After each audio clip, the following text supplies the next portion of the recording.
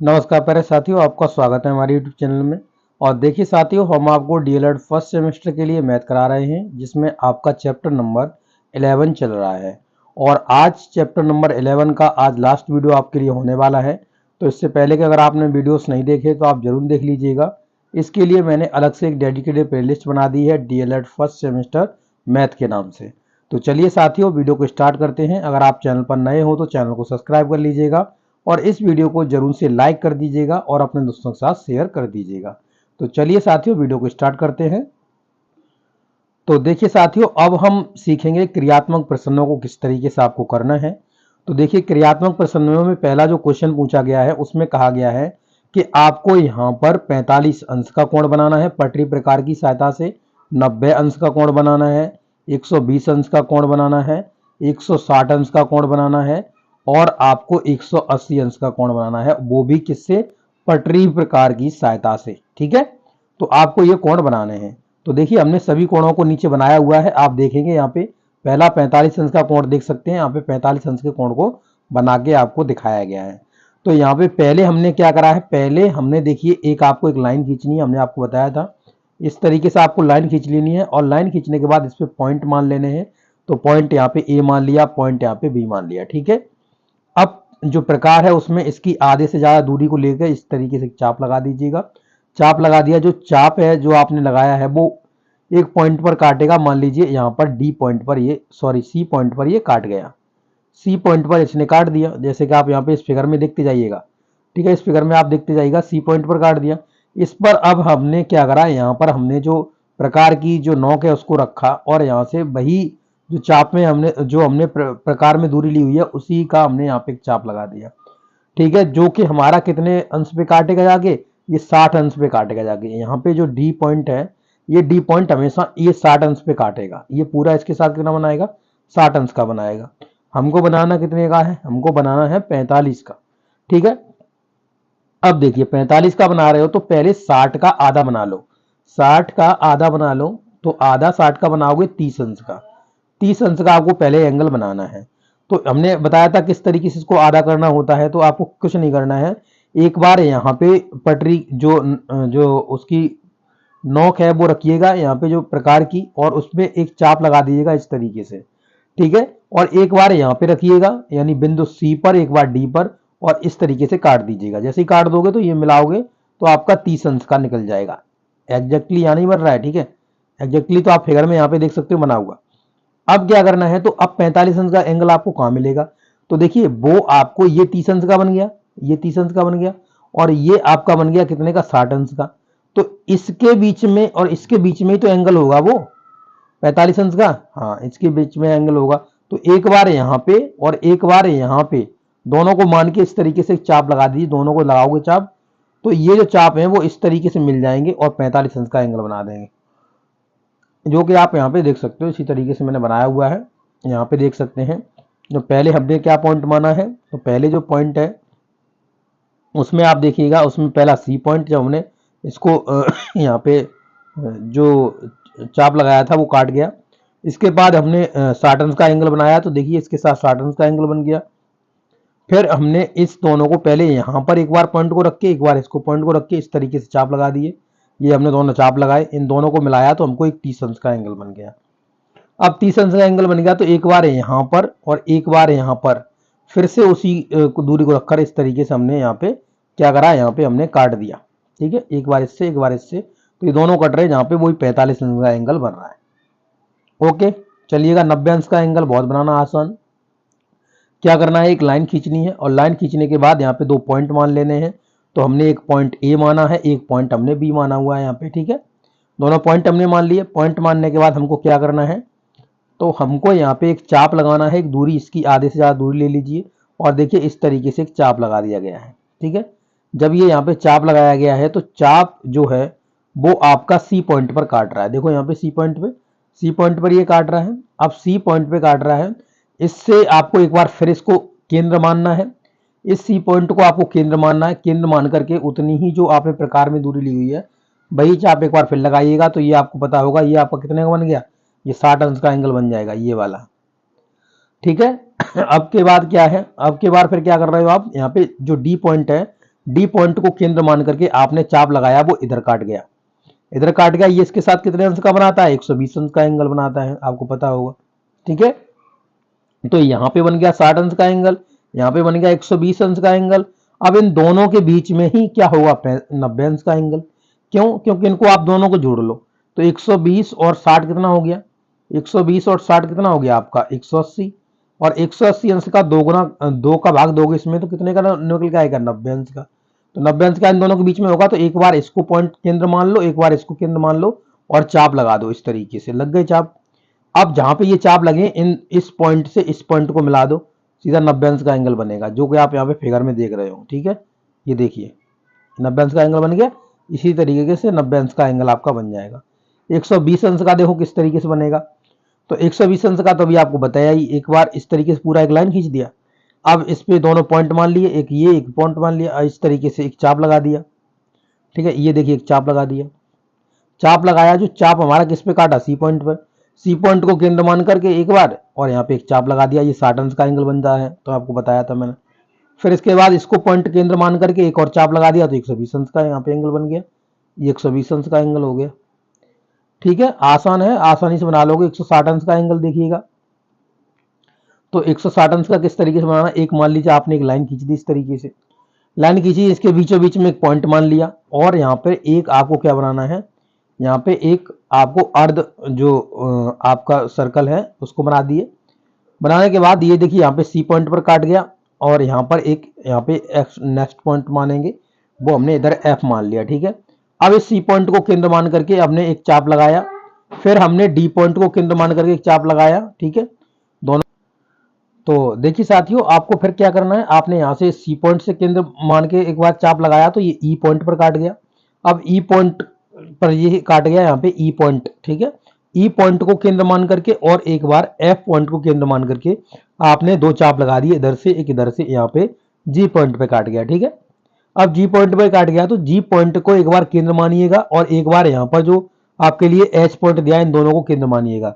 केंद्र मान के इसको इस तरीके से ई चाप हमने काट दिया। अब इसको हम मिलाएंगे तो ये पूरा 160 अंश का एंगल बन जाएगा। ठीक है, तो इस तरीके से आप अपने एंगल को बना सकते हो। ठीक है, ठीक है, तो साथियों आपने ये देख लिया 160 अंश का एंगल कैसे बनाना है। अब हम नेक्स्ट बढ़ जाते हैं और यहाँ पे 180 अंश के एंगल को देखते हैं। 180 अंश का एंगल किस तरीके से बनाना है? बहुत आसान है। 180 अंश के एंगल को आप बहुत आसानी तरीके से बना सकते हो। ठीक है, तो देखिए यहाँ पर हमने एक ए बी रेखा खींच ली है, और रेखा खींचने के बाद हमने क्या करा है? इस ए बी रेखा को खींचने के बाद और हमने प्रकार में जो दूरी ली हुई है वो दूरी लेके एक उचित दूरी ले ली है, और इस ए पॉइंट को केंद्र मान करके हमने एक चाप लगा दिया इस तरीके से। पूरा ये चाप लग गया ना, इस तरीके से चाप लगा दिया, जो बिंदु सी पर काट गया। पहले देखिए, अब बिंदु सी को केंद्र माना है, मानेंगे हम यहाँ पे बिंदु सी को केंद्र मान करके इस तरीके से एक चाप लगा देंगे। ठीक है, चाप जो कि हमारा बिंदु डी पर काट गया, यहाँ से आपको पता होगा ये 60 अंश का एंगल बनाया करता है, आपको मैंने बताया कई बार। इसके बाद बिंदु डी को केंद्र मान करके आपने फिर वही जो प्रकार में दूरी है आपकी, वही चाप लगाया यहाँ पर, तो ये 120 अंश का बनता है, आपको बताया मैंने कई बार, 120 अंश का एंगल। इसके बाद आपका क्या है? देखिए, तो यहाँ पर इस ई पॉइंट को केंद्र मानकर हमने फिर चाप लगाया, तो इस तरीके से कट गया, तो ये सीधा यहाँ पे इस तरीके से बन जाएगा आपका 180 अंश का एंगल। कितना? 180 अंश का एंगल आपका बन जाएगा। ठीक है, आसानी से बना सकते हो। अब इसके बाद जो क्वेश्चन है आपका, वो उसमें क्या कहा गया है? इसने कहा कि 5 सेंटीमीटर, 6 सेंटीमीटर, 7.5 सेंटीमीटर की रेखाएं खींचकर उन पर क्रम से बनाइए 60 अंश का और 90 अंश का एंगल बनाइए। तो एक बार हमने 5 सेंटीमीटर जो रेखा है उसको खींचना है, उस पर हमने 60 अंश का और 90 अंश का एंगल बनाना है, फिर 6 सेंटीमीटर पे, फिर 7 सेंटीमीटर पे, 7.5 सेंटीमीटर पे बनाना है। ठीक है, तो पहले हमने 5 सेंटीमीटर पे बनाया हुआ है 90 अंश का कोण, तो आप यहाँ पे देख सकते हो 5 सेंटीमीटर पे हमने 5 सेंटीमीटर की एक रेखा खींच ली, और रेखा खींचने के बाद हमने क्या करा? इसको ए को पॉइंट केंद्र मान करके यहाँ पे हमने एक चाप लगा दिया। देख सकते हो आप, ये चाप लगा हुआ है। ठीक है, ये हमने यहाँ पे एक चाप लगा दिया, जो चाप हमारा सी बिंदु पर काट रहा है। अब सी बिंदु पर जो हमारा चाप काट रहा है, अब हमको क्या करना है? इस सी बिंदु को केंद्र मान करके हमको फिर से एक चाप लगाना है। देखिए, ये यहाँ पे चाप लगाया गया है, देखिए यहाँ पे एक चाप लगाया गया है। अब ये सीधा इससे 60 अंश का एंगल बनाएगा। कितने का बनाएगा? 60 अंश का एंगल बनाएगा इसके साथ। तो ये देखिए 60 अंश का एंगल बना दिया। अब आपको 90 अंश का बनाना है, तो यहाँ पे बना 60 अंश का एंगल, सॉरी वहां पे मैंने लिख दिया एक बार, नीचे बना 60 अंश का एंगल। ठीक है, तो ये 60 अंश का एंगल, यहाँ पे 120 अंश का एंगल, फिर हमने डी बिंदु को केंद्र मानकर इस तरीके खींच दिया, 120 अंश का इधर एंगल बनेगा इसके साथ अगर बनाओगे तो, ठीक है। अब यहाँ पे दोनों का आधा करोगे, बताया था 90 तभी बनता है, तो यहाँ पर दोनों का आधा करने के लिए हमने एक बार इस पॉइंट को केंद्र मान करके, डी को एक बार ई को केंद्र मान करके हमने ये चाप लगा दिए हैं दोनों, और इस तरीके से मिलाना है। तो ये हमारा कितने का बन जाएगा, तो हमारा ये सीधा 90 अंश का एंगल बन जाएगा, इसके साथ हमारा 90 अंश का एंगल बन जाएगा, ठीक है। तो इस तरीके से 90 अंश का एंगल बन जाएगा। इसी तरीके से आप तीनों बना लीजिएगा। देखिए ये मैंने फिर हमने 6 सेंटीमीटर की उस पर बनाया हुआ है, देखिए 6 सेंटीमीटर की जो रेखा ली है उस पर मैंने बना दिया है, आप भी बना सकते हो इसी तरीके से। फिर हमने 7.5 सेंटीमीटर पे इस रेखा को खींच करके बना दिए हैं एंगल, तो आप इनको देख सकते हो, ठीक है। तो इस तरीके से एक हमने आपको समझा दिया। अब आप आगे आपको केवल जो रेखा है उसकी दूरी बढ़ानी है बस, इसके बाद आपको कुछ नहीं करना है, ठीक है। अब देखिए क्वेश्चन नंबर 3, क्वेश्चन नंबर 3 में क्या कहा हुआ है, कह रहे हैं निम्न कोणों के न्यून कोण, अधिक कोण और बृहत कोण की पहचान कीजिए। तो आपके एक्यूट एंगल, आपके ऑब्ट्यूस एंगल, आपके जो रिफ्लेक्स एंगल हैं उनको यहाँ पर पहचानिएगा, ठीक है। तो उनकी करिएगा, ठीक है। तो देखिए साथियों यहाँ पे कुछ एंगल्स दिए गए हैं और पूछ रहा है कि ये जो एंगल होंगे वो किस प्रकार के होंगे। तो यहाँ पे देख सकते हो ये आपके एंगल्स दिए गए हैं, यहाँ पे ये देखिएगा सभी एंगल्स लिखे हुए हमने नीचे। इसके बाद इनका हमें बताना है, इनमें से फाइंड आउट करके बताना है कि कौन सा एंगल किसके अंतर्गत आता है।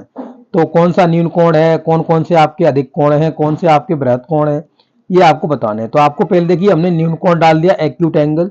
और एक्यूट एंगल क्या होते हैं, तो हमने आपको बताया 0 अंश से ज्यादा के होंगे, 0 अंश से ज्यादा के होंगे और आपके 90 अंश से हमेशा कम के होंगे, ठीक है। तो 1 डिग्री से लेकर के आपके जो ये चलेंगे वो आपके 89 डिग्री तक आपके चलेंगे, ठीक है।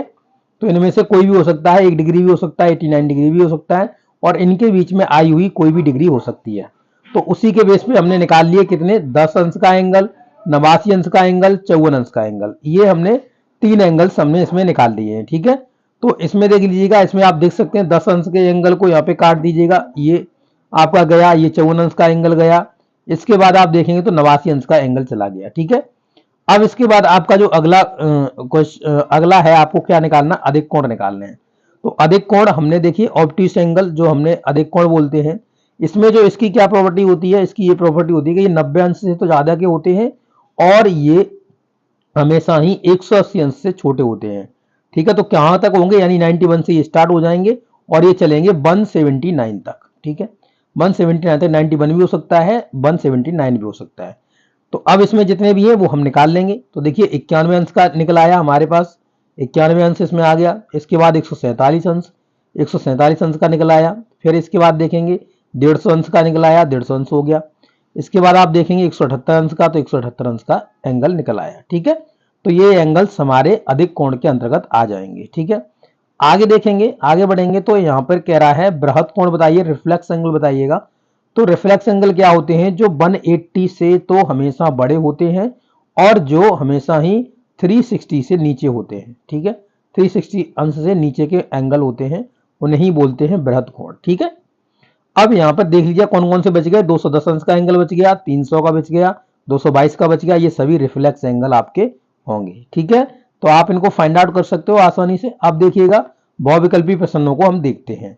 तो पहला जो बहुविकल्पी प्रश्न है उसमें देखिएगा त्रियक रेखा के एक ही ओर के अंतः कोण क्या होते हैं। तो इसमें देखिए ऑप्शन दिए गए हैं, कोट पूरक होते हैं, कॉम्प्लीमेंट होते हैं एंगल, संपूर्ण एंगल होते हैं यानी कंप्लीट एंगल होता है बृहत कोण, आपके रिफ्लेक्स एंगल होते हैं, संपूरक कोण आपके सप्लीमेंट्री एंगल होते हैं। तो कौन से एंगल होते हैं, तो देखिए हमने यहाँ पे पूरा फिगर बनाया हुआ है। दो आपकी यहाँ हमने पैरेलल लाइंस ले ली है, इसे एक तिर्यक रेखा काट रही है और तिर्यक रेखा काट रही है। इसके बाद इसमें जो एंगल्स बनते हैं इंटरनल एंगल, एक ये इंटरनल एंगल बन गए और इन दोनों इंटीरियर एंगल और इंटीरियर एंगल का यहाँ पे जो दोनों का योग होता है वो 180 अंश का होता है, 180 अंश का एंगल का योग होता है। तो यहाँ पर आप देख सकते हैं कि इसे हम संपूरक कोण बोलते हैं 180 अंश वाले को। एक बार मैं फिर से यहाँ पे समझाऊं थोड़ा इसका, देखिए इसे थोड़ा बढ़ा लेता हूँ। जैसे देखिए एक ये रेखा है, ठीक है, एक ये रेखा है और ये एक रेखा है जो कि दोनों पैरेलल लाइंस हैं। इनको एक यहाँ पर जो लाइन काट गई है वो यहाँ पे तिर्यक रेखा काट गई है। इसमें कौन कौन से इंटरनल एंगल हैं, तो आप देखेंगे यहाँ पे एक ये रहा, एक ये रहा, ठीक है। दो हो गए। अब उसने एक ही ओर बताया था, तो ये एक ही ओर हो गए तिर्यक रेखा के। इन दोनों को जोड़कर भी आपका जो मान निकल के आएगा वो 180 अंश का निकल के आएगा। और यहाँ पर जो दूसरी ओर पे आप देख रहे हो यहाँ पे, ठीक है, यहाँ पे देखिएगा ये एंगल और ये एंगल, इन दोनों को जोड़कर भी, ये भी इंटीरियर एंगल है, इनको भी जोड़ करके 180 अंश का ही मान बनेगा हमेशा। ठीक है, तो ये दोनों चार इंटीरियर एंगल होते हैं। ठीक है, चलिए, तो यहाँ पे मैंने लिख के भी आपको समझा दिया है, देख सकते हैं आप फिगर में। आगे क्वेश्चन नंबर 2 देखिए क्या कह रहा है। क्वेश्चन नंबर 2 में कह रहा है 0 अंश से अधिक और 90 अंश से कम वाले कोण की माप को हमेशा हम क्या कहते हैं? क्या उसे न्यून कोण बोलते हैं, अधिक कोण बोलते हैं? न्यून कोण एक्यूट एंगल, अधिक कोण ऑब्ट्यूस एंगल, सीसा विभव कोण यानी वर्टिकली अपोजिट एंगल होते हैं, रिज कोण आपका स्ट्रेट एंगल हो गया। तो इसमें क्या बोलते हैं? तो आपको पता है कि 0 अंश से कैसे बताया इसने? अधिक। 0 अंश से अधिक थीटा का मान निकलेगा, और यहाँ पर हमेशा 90 अंश से कम रहेगा। इसकी मैं प्रॉपर्टी आपको पढ़ा चुका हूं। ये क्या होता है? एक्यूट एंगल होता है। एक्यूट एंगल जिसे हम बोलते हैं क्या? न्यून कोण बोलते हैं। तो यहाँ पे मैंने पूरा सॉल्यूशन लिख दिया, देख लीजिए यहाँ पे पूरा आपके लिए सॉल्यूशन लिख दिया है। ठीक है, चलिए अब देखते हैं आगे। क्वेश्चन नंबर हम देखते हैं 3। क्वेश्चन नंबर देखिए 3 में क्या कहा हुआ है। तो क्वेश्चन नंबर 3 में कह रहे हैं कि 90 अंश से अधिक होना चाहिए, ठीक है, और 180 अंश से कम होना चाहिए, ऐसी कोण की माप को क्या बोलते हैं?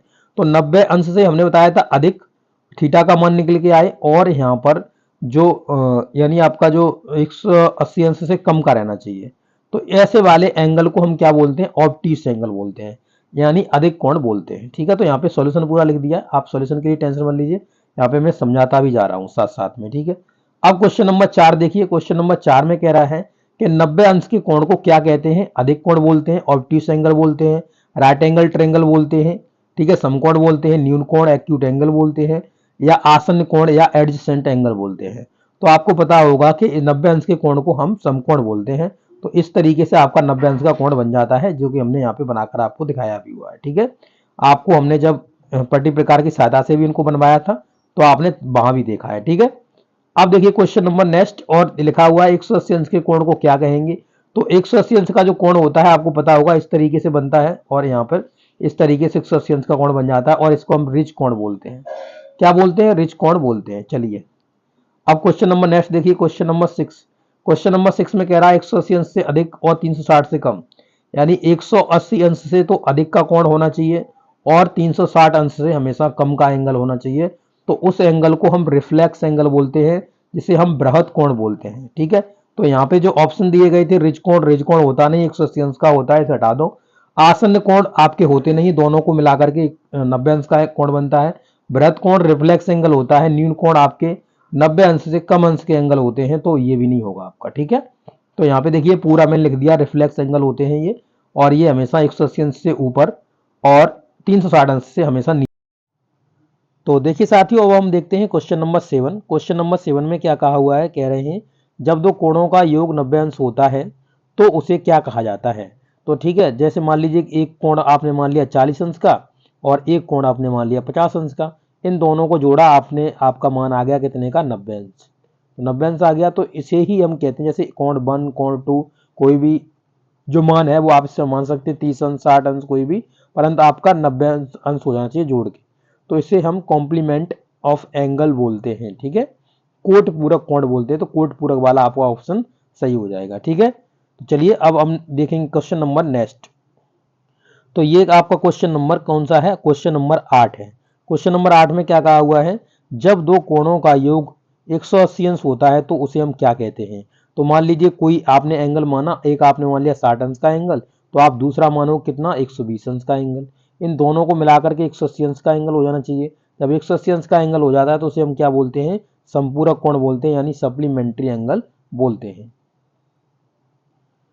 तो ठीक है साथियों, इसे हम क्या बोलते हैं? सप्लीमेंट्री एंगल बोलते हैं। और यहाँ पे मैंने सॉल्यूशन भी लिखा हुआ है, यहाँ पे आप देख भी सकते हैं। इन दोनों कोणों का योग कितना हो जाना चाहिए? यानी ये कोण होना चाहिए, एक ये कोण होना चाहिए, इन दोनों कोणों का योग आपका कितना हो जाना चाहिए? 180 अंश हो जाना चाहिए जोड़ के। तो आपका सप्लीमेंट्री एंगल बोले जाएंगे एक दूसरे के वो। ठीक है, अब देखिएगा यहाँ पे आगे देखेंगे, तो आगे यहाँ पे आप देखेंगे तो क्वेश्चन नंबर 9 पूछा हुआ है आपसे, कह रहा है कि वे कोण जिनके शीर्ष तथा भुजा उभयनिष्ठ होते हैं उन्हें हम क्या बोलते हैं? क्या एडजेसेंट एंगल बोलते हैं, आसन्न कोण, संपूरक कोण सप्लीमेंट्री एंगल बोलते हैं, कोट पूरक कोण आपके कॉम्प्लीमेंट्री एंगल, कॉम्प्लीमेंट एंगल बोलते हैं, ठीक है। और यहाँ पर जो रिज कोण होता है उसे स्ट्रेट एंगल बोलते हैं। क्या बोलते हैं? तो यहाँ पर आप देखेंगे तो मैंने एक फिगर बनाया हुआ है, आप यहाँ पे फिगर को देख सकते हैं। यहाँ पे ये ओवेनिस्ट भुजा है। ओवेनिस्ट भुजा क्यों हुई? क्योंकि ये देखिए इस एंगल के लिए भी काम कर रही है और यही आपकी भुजा इस एंगल के लिए भी काम कर रही है। इसके लिए इस एंगल के लिए भी काम कर रही है आपकी भुजा, एंगल नंबर 2 के लिए भी यहाँ पर भी कर रही है। तो ये दोनों कैसी हैं? एक एक जो भुजा है ये ओवेनिस्ट है और इसका जो शीर्ष है ये शीर्ष भी ओवेनिस्ट है। इन दोनों में शीर्ष कॉमन में जा रहा है, ठीक है। तो अब यहाँ पे देखेंगे आसन्न कोण जो होते हैं, शीर्ष तथा भुजाएं ओवेनिस्ट होती हैं, आसन्न कोण कहलाते हैं। क्वेश्चन नंबर 10 देखिएगा, कह रहा है कि 60 अंश का कोण कहलाता है। क्या कहलाता है 60 अंश का कोण? तो समकोण कहलाता है, न्यून कोण कहलाता है, अधिक कोण कहलाता है, उपरोक्त में से कोई नहीं। तो आपको पता है कि जो 60 अंश का एंगल है वो आपका 90 से नीचे है। 90 से नीचे वाले जितने भी एंगल्स होते हैं उनको हम बोलते हैं न्यून कोण यानी एक्यूट एंगल, ठीक है। चलिए साथियों, अब हम देखते हैं question number next. Question number आपका नेक्स्ट जो है मैंने लिखा हुआ है सॉल्यूशन, आप सॉल्यूशन देख सकते हो। क्वेश्चन नंबर नेक्स्ट आपका है, इसमें लिखा हुआ है 35 अंश के कोण को क्या बोलेंगे? तो वो न्यून कोण बोलेंगे। न्यून कोण बिल्कुल नहीं बोलेंगे क्योंकि ये 90 अंश से छोटे होते हैं, तो 135 अंश 90 अंश से ज़्यादा का है। समकोण बोलेंगे, समकोण 90 अंश का होता है तो आप समकोण ऐसे नहीं बोल सकते। अधिक कोण बोलेंगे, हाँ ऑप्टिस एंगल आप बोल सकते हो क्योंकि ऑप्टिस जो एंगल होता है वो 90 अंश से तो ज़्यादा का होता है और हमेशा ही 180 से कम होता है, ठीक है। तो ये ऑप्टिस एंगल इसी के बीच में आपका ये मान जो दिख रहा है 135 आता है आपका, ठीक है। तो इसे ऑप्टिस एंगल बोलेंगे।